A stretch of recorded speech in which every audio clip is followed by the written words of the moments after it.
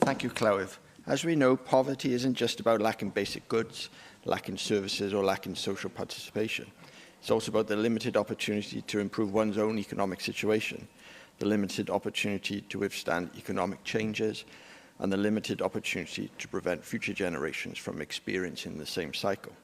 For decades, the Welsh Government have tried to reduce poverty, especially child poverty, by attempting to increase living standards through financial aid. However, this approach is limited because it can only really provide temporary relief. Economic shocks like the 2008 financial crash, COVID-19, and even the current war in Ukraine will, I'm afraid, always feature. Therefore, the economically vulnerable and those living in poverty almost always are continuously exposed. And whilst I believe that providing financial assistance is important to relieve poverty, we have to face the fact that it will always require more and more money. The Welsh Government have also attempted to increase the services available to those in poverty and reduce the stigma associated with it, in hope that people will be able to access work, feel more positive, and improve their situation. But this, however noble the intention, hasn't worked. The poverty rates in Wales are persistently stagnant, and I would argue that the reason for this is that they have fundamentally failed to grasp and properly address some of the root causes as to why this poverty cycle continues. Some of the most advanced research within this field, and this chimes with what I've previously discussed in this chamber, shows that factors such as speech and language development play just an important role in poverty creation as other more well-known factors. Struggles in language development affect executive function and memory, and the neurological stress found in adults with poor language skills means that they face challenges that others don't, in terms of securing employment, in terms of advancing into higher paying positions, and even in terms of making financial decisions, all of which we probably take for granted in this chamber and give no second thought to. The cycle continues across generations and shows how important it is to take a wider look at poverty and indeed child poverty across Wales. The evidence shows that parents with poor language skills use less effective communication, leading their children to also struggle with language development. If we are to break the cycle of poverty, we need to fundamentally improve how we look at the root societal causes of it. And I honestly think that speech and language development is key. This is something that I've repeatedly called for in this chamber, and we have all seen the evidence that shows it is at the heart of many of our societal problems. We just have to look at the numbers that are in the youth and adult criminal justice system who suffer from speech and language difficulties. So ultimately, Plaid Cymru's proposed child payment won't solve these issues in the long term.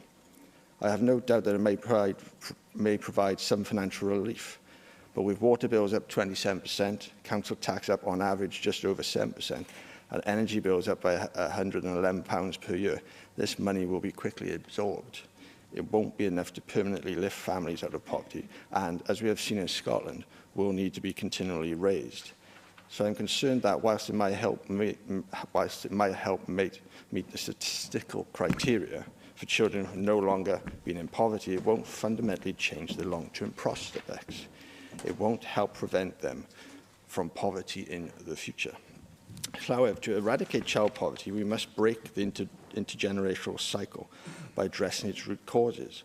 High child poverty rates persist because we haven't tackled these fundamental issues. Successive governments have focused on larger welfare payments without sufficiently invested in solutions to eliminate poverty's root causes, trapping too many people in a cycle of poverty and dependency. I was disappointed that the amendments our group proposed were not accepted, as they would have gone some way in trying to address some of these issues. They recognise the poverty trap of worklessness that exists due to the high cost and poor availability of childcare. Many parents who have what we would class as good-paying jobs will still look at the cost of childcare as prohibitive to work, because it is more than they earn. And whilst the Welsh Government have made considered efforts to address this, I think substantially more is needed. Scotland, as we have heard, has seen a 4% drop in child poverty, but we need to be cautious with this statistic. They've failed to meet their legally binding targets. Child poverty still remains high. Relative child poverty after housing costs actually rose, and so too did levels of persistent poverty. Many are calling it a failure. Oxfam Scotland have called it a national embarrassment. IPPR Scotland's research also shows that reducing child poverty by just another 4% would require a doubling the payment to £52 per child per week, adding £500 million to the budget by 2030. this is unaffordable. In Wales, with 550,000 children under 15, if the 30% who live in child poverty qualified for the £26.70 weekly payment, it would cost £4.4 million per week, or £230 million per year. Plaid Cymru's token payment of £10 a week, as was initially the case in Scotland, is utterly pointless and can only last for just over a year and a half without more funding. However, we need a serious discussion on eliminating child poverty in this chamber, but this is not it. It is nothing more, in my opinion, than blatant electioneering.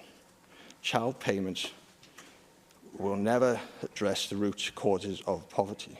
They will never break the generational cycle, and they will never deliver long-term prosperity, all of which we must strive to do if we are to end child poverty. Thank you.